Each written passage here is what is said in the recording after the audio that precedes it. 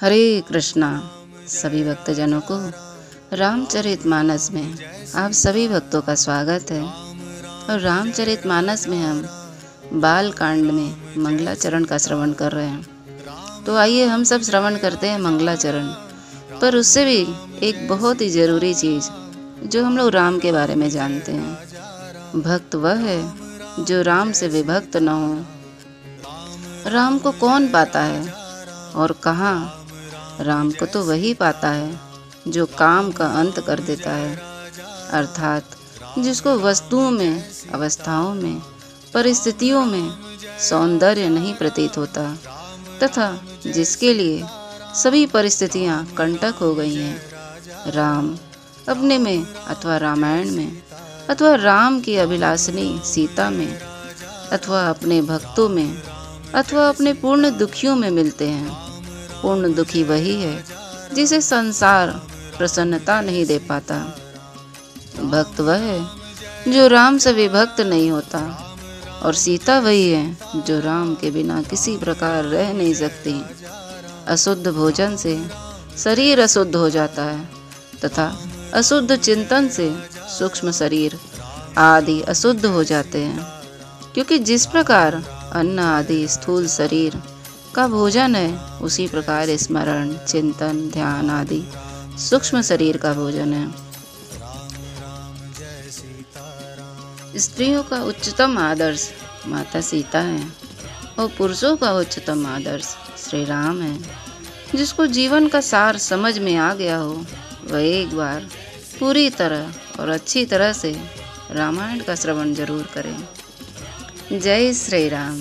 तो आइए हम सब गुरु वंदना श्रवण करते हैं। आप सब भी भगवान राम की कथाओं का जरूर श्रवण करें। जय श्री राम। दोहा से शुरू करते हैं गुरु वंदना। बंदो गुरुपद कंज कृपा, सिंधु नर रूप हरे, महामोह तम पुंज जासु, बचन रवि कर कर निकर। बंदो गुरुपद पदुम परागा, सुरचि सुबास सरस अनुरागा। अमिय मुरी मैं चूरन चारु, राम सकल भव रजु परिवारु।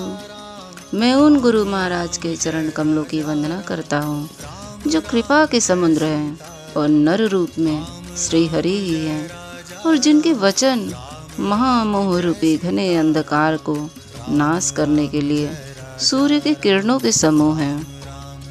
मैं उन गुरु महाराज के चरण कमलों के रज की वंदना करता हूँ जो सुरुचि, सुंदर स्वाद, सुगंध तथा अनुराग रूपी रस से पूर्ण है। वह अमर मूल संजीवनी का सुंदर चूर्ण है जो संपूर्ण भवरोगों को, परिवार के भवरोगों का नाश करने वाली है। सुकृति संभुतन विमल विभूति, मंजुल मंगल मोद प्रसूति। जन मन मंजू मुकुल मल हरनी, किए तिलक गुण गण बस करनी।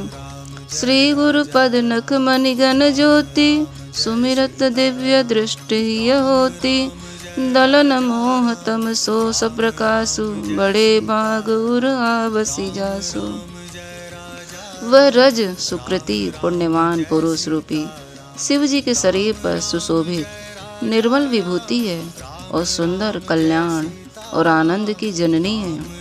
भक्ति के मन रूपी सुंदर दर्पण के मैल को दूर करने वाली है और तिलक करने से गुणों के समूहों को वश में करने वाली है।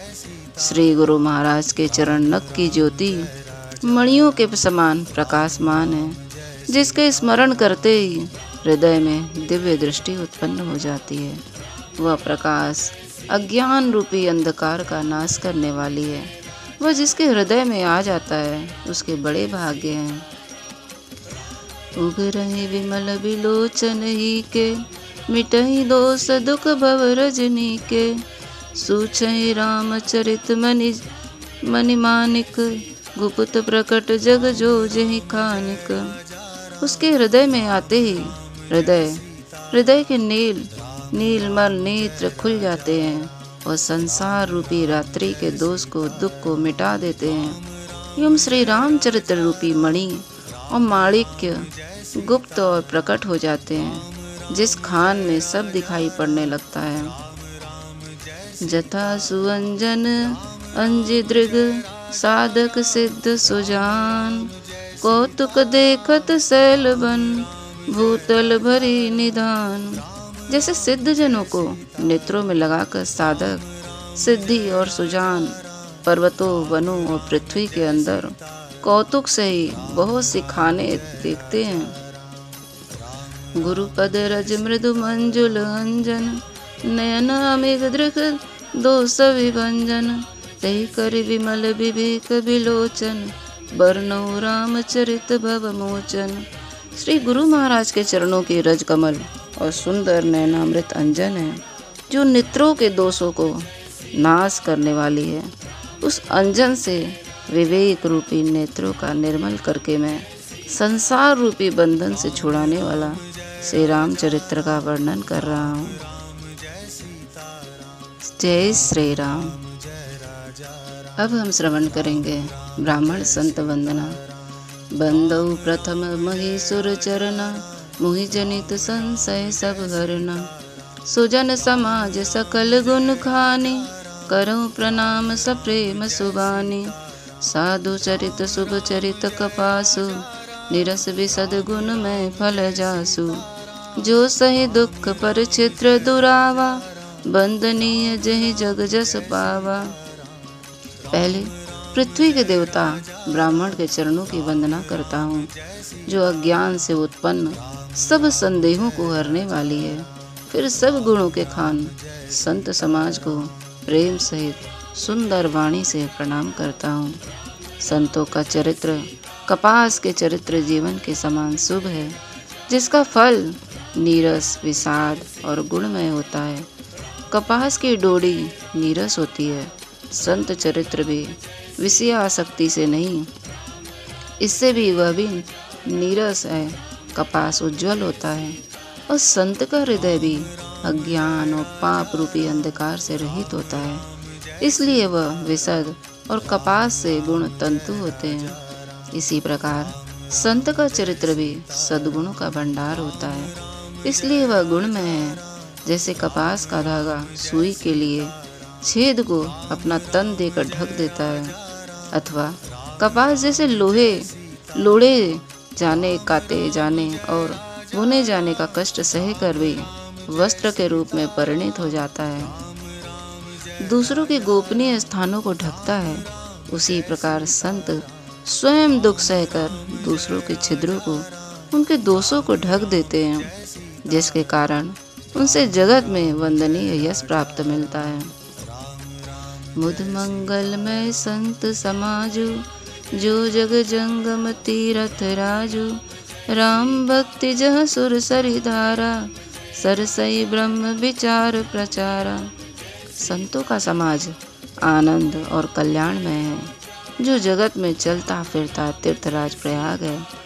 जहाँ संत समाज रूपी प्रयाग में राम भक्त रूपी गंगा जी की धारा है और ब्रह्म विचार की प्रचार सरस्वती जी हैं। विधि निषेध में कलिमल हरनी, करम कथा रविनंदन बरनी। हरिहर कथा विराजत बेनी, सुनत सकल मुद मंगल देनी। विधि और निषेध, यह करो या ना करो रूपी कर्मों की कथा कलयुग के पापों को हरने वाली है। सूर्य, तनया, यमुना जी हैं और भगवान विष्णु और शंकर जी की कथाएं त्रिवेणी रूप में सुशोभित हैं, जो सुनते ही सब आनंद और कल्याण को देने वाली हैं। बटु विश्वास अचल निज धर्मा, तीरथ राज समाज सुकर्मा। सबहि सुलभ सन दिन सब देसा, सेवत सादर समन कलेसा।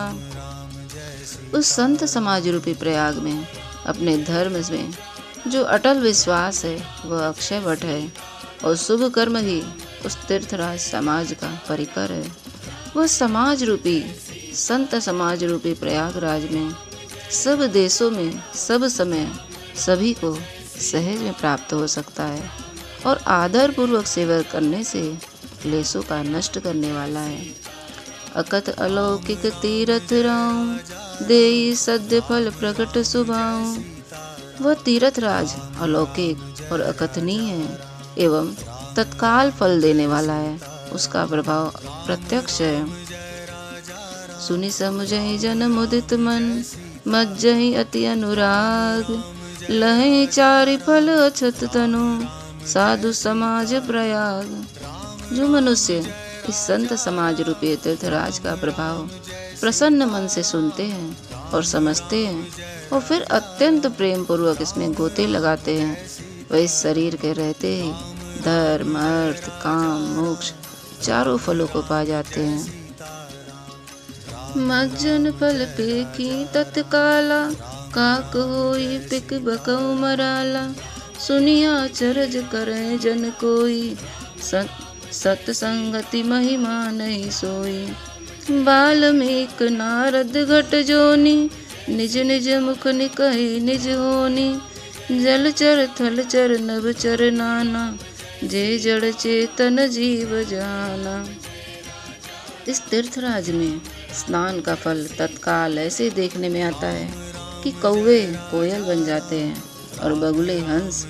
यह सुनकर कोई आश्चर्य न करे कि सत्संग की महिमा छिपी नहीं है। वाल्मीकि जी, नारद जी, अगस्त्य जी ने अपने मुखों से अपनी होनी जीवन का वृत्तांत कहा है।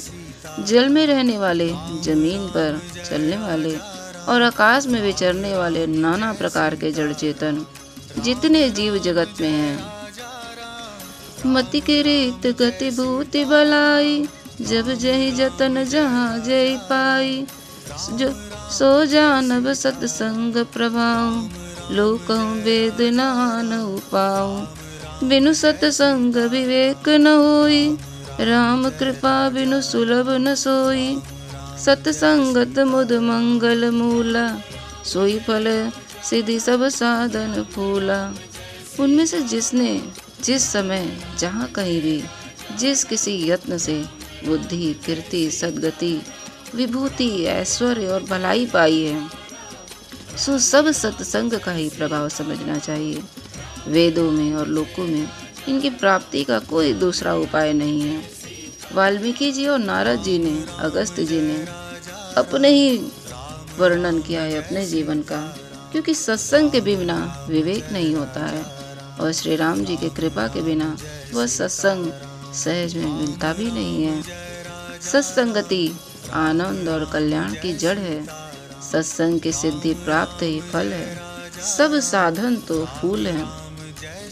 सठ सुधरहि सत्संगति पाई, पारस परस कुधात सुहाई।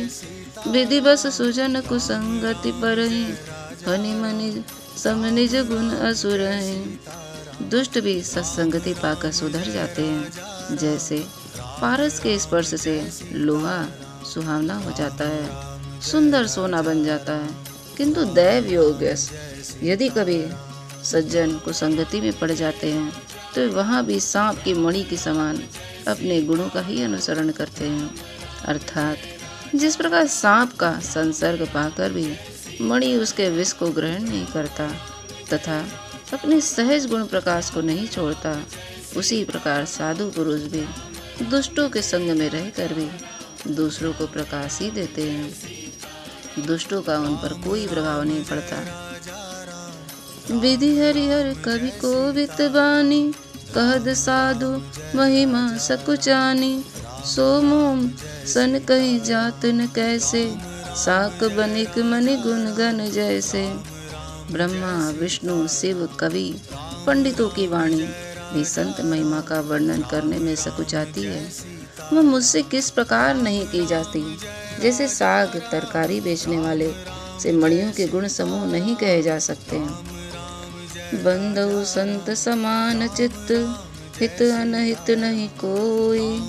अंजलिगत शुभ सुमन जिमी, सम सुगंध कर दोई।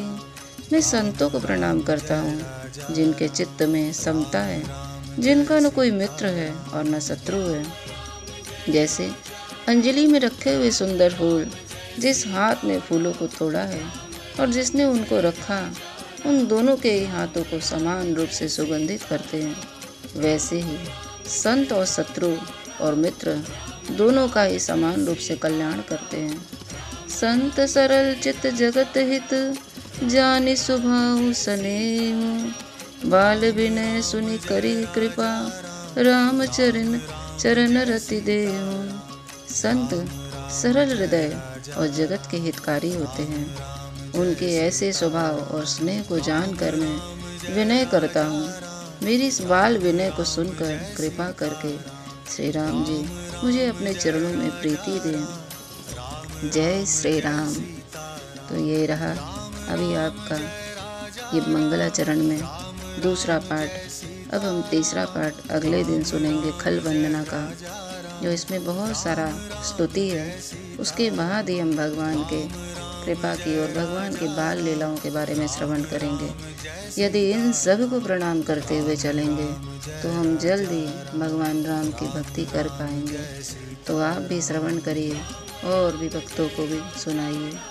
तब तक आप भी सदा जपते रहिए हरे कृष्णा कृष्ण कृष्ण हरे हरे, हरे राम राम राम हरे हरे। यदि आप राम भक्त हों तो श्री राम जय जय राम, श्री राम जय जय राम इस मंत्र का उच्चारण कर सकते हैं। हरे कृष्णा।